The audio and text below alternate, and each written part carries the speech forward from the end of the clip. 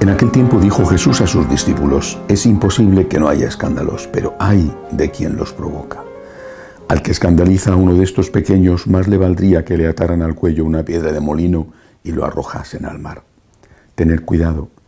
Si tu hermano te ofende, repréndelo, y si se arrepiente, perdónalo. Y te ofende 7 veces en un día y 7 veces vuelve a decirte: me arrepiento, lo perdonarás. Los apóstoles le dijeron al Señor: aumentanos la fe.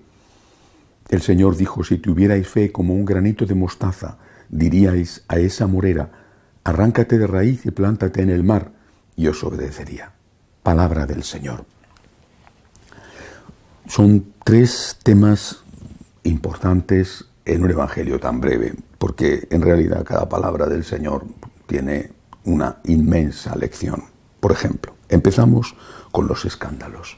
Y además los escándalos que tienen como víctimas a niños. No podemos no pensar en el tema de la pederastia, que es algo horroroso y que deja efectivamente heridas inmensas y a veces incurables en personas inocentes. No hay palabras suficientes para condenar esto, y hay que preguntarse también no solamente qué ha ocurrido, sino por qué ha ocurrido y por qué tantos casos, especialmente en algunos sitios. ¿Por qué ha ocurrido y por qué ha sido tapado? ¿Qué criterios se empleó para tapar eso y sobre todo para permitir que siguiera ocurriendo, moviendo a las personas de sitio? Es una lacra que la Iglesia tiene que afrontar, que está afrontando, y que todos en su conjunto padecemos las consecuencias, aunque las primeras víctimas son esos niños abusados.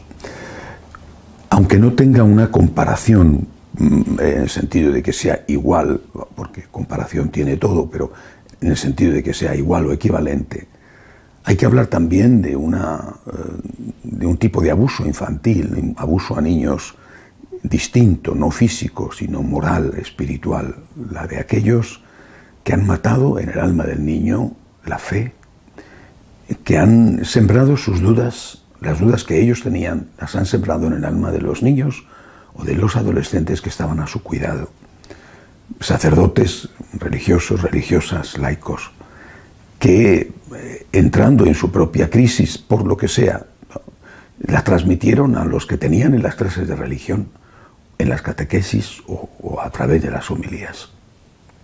No solo han sido los niños las víctimas, también los adultos, pero los niños, los adolescentes son más frágiles, tienen menos posibilidades de defenderse.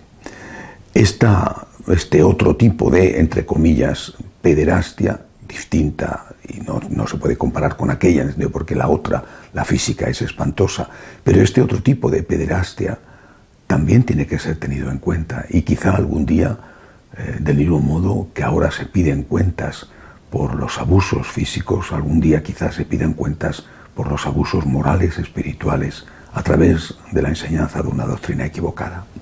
A continuación, el Señor habla del perdón. Si tu hermano te ofende, repréndelo. Pero si te pide 70 veces 7 al día que le perdones, le tienes que perdonar. El perdón de Dios, que siempre es nuestro modelo de comportamiento, el perdón de Dios es un perdón que no tiene límites o que no debe de tener límites, pero que sí que tiene condiciones. Una cosa es que tenga límites y otra cosa es que tenga condiciones. ¿Cuáles son las condiciones o cuál es la condición? Lo dice Jesús: el arrepentimiento.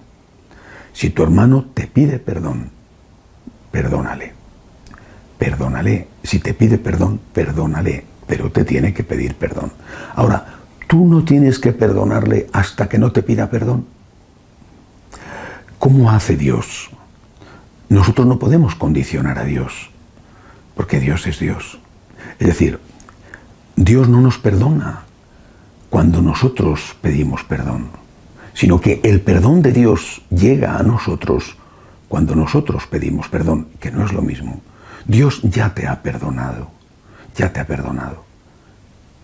porque en Dios no cabe la posibilidad de guardar rencor, ¿no? Dios ya te ha perdonado, pero el perdón de Dios no va a llegar hasta ti hasta que tú no se lo pidas. porque Dios es un señor, es un caballero, es alguien que respeta a la persona. Tú no quieres tener una buena relación con Él, Él no te va a obligar. Él te ha creado libre.